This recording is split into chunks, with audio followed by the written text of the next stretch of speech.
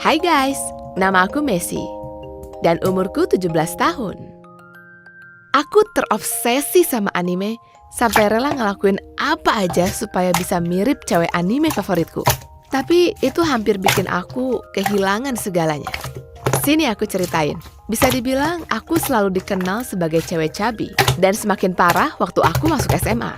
Aku kesulitan cari teman karena aku selalu malu sama berat badanku. Bahkan, aku cuma punya satu teman dekat, namanya Leo. Aku dan Leo melakukan semuanya bersama.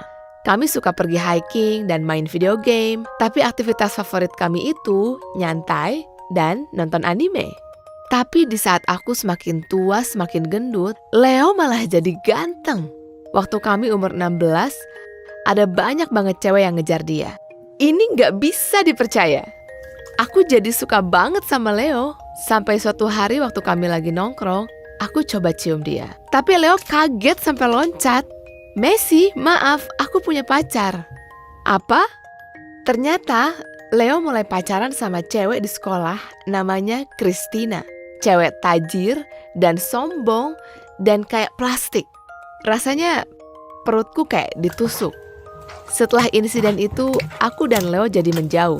Aku mulai kehilangan satu-satunya temanku. Jadi aku tahu aku harus melakukan sesuatu untuk menarik perhatiannya. Aku mau jadi seseksi Christina. Jadi aku janji ke diriku sendiri, aku akan merubah total penampilanku.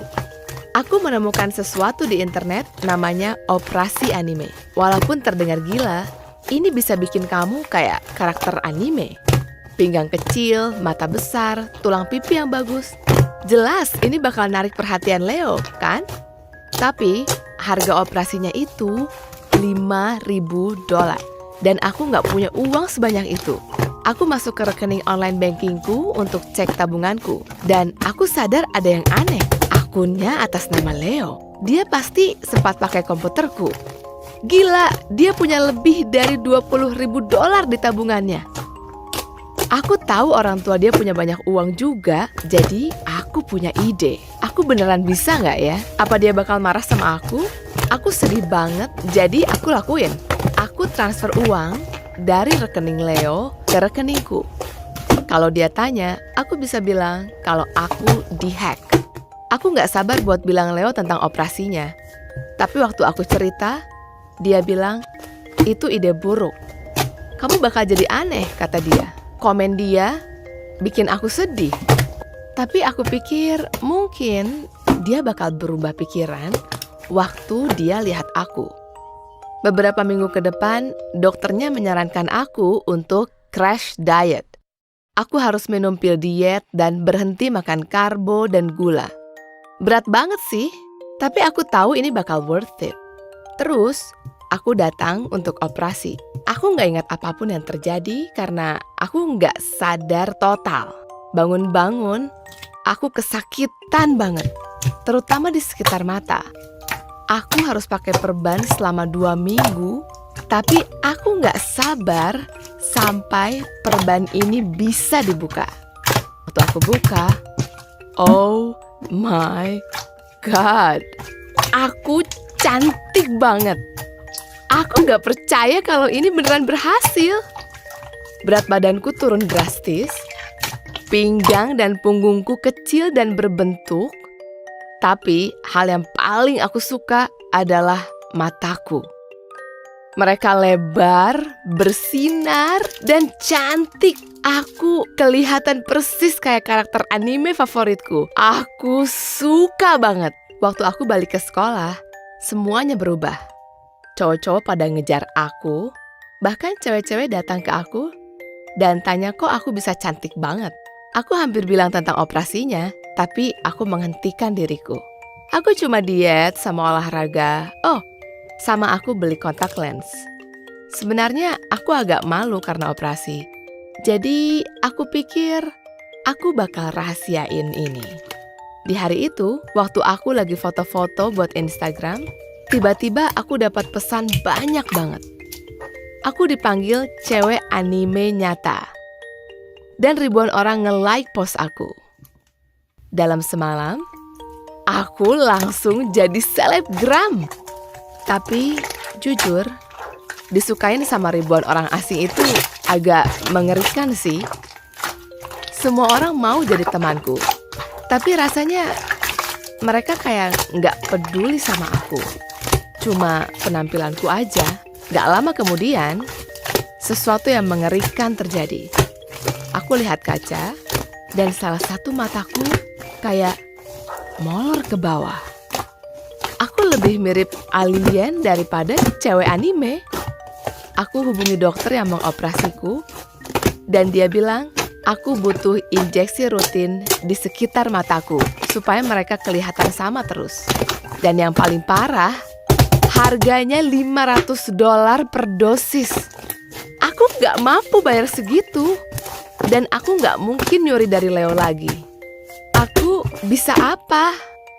Aku suka banget aku yang baru dan aku mau tetap gini. Jadi, aku booking untuk suntik filler mata lagi. Tapi, masalahku nggak selesai di sana. Waktu lagi scroll Instagram, aku dapat DM dari nama yang gak asing. Itu Christina. Waktu aku lihat apa yang dia bilang, aku merasa mual. Aku tahu kamu operasi. Berhenti bohong. Atau aku bakal bilang ke semua orang. Kok dia bisa tahu? Aku balas.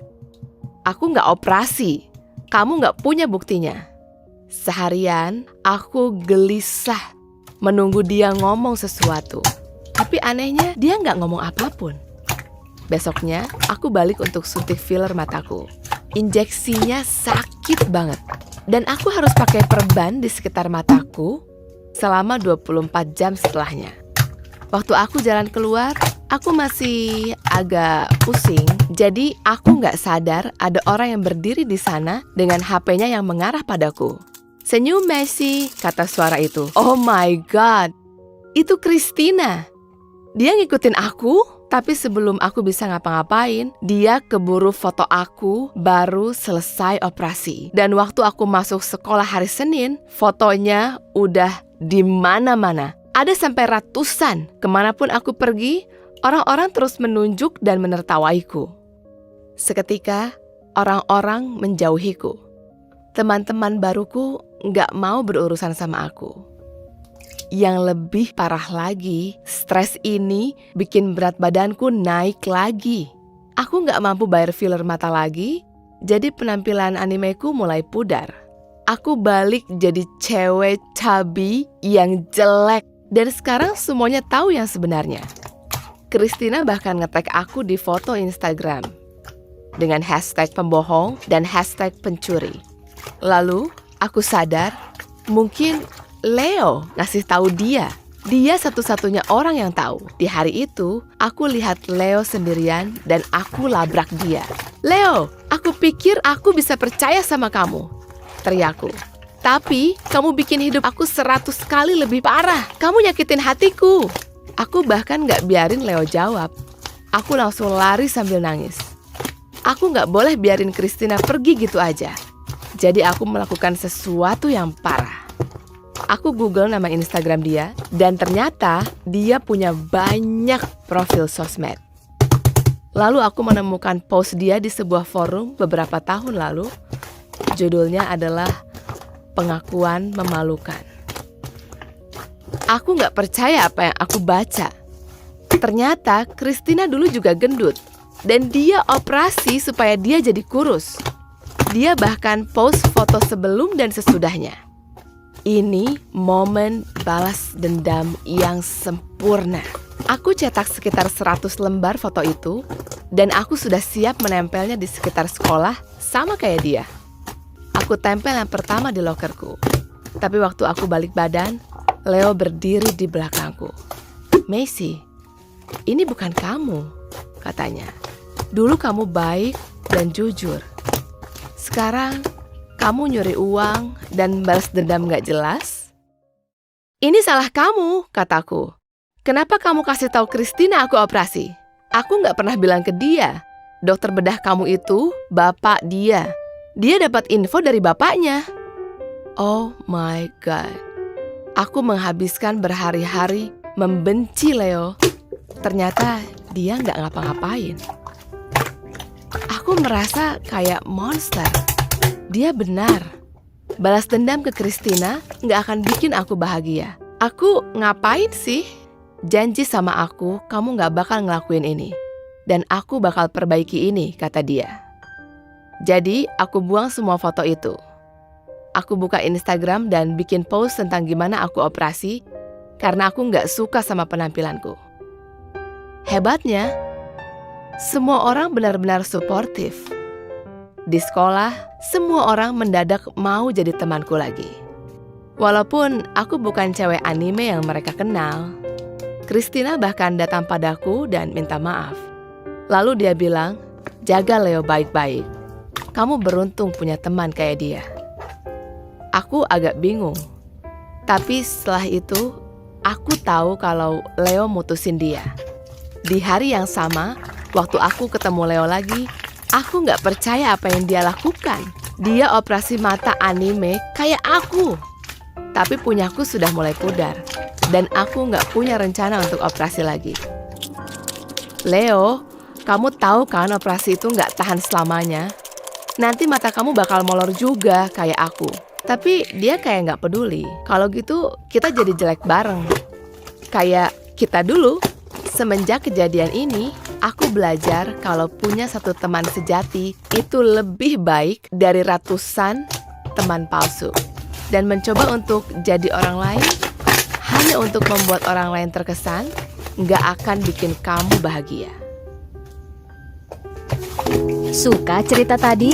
Jangan lupa untuk like, komen, dan subscribe pada channel kami karena ada video baru setiap minggunya.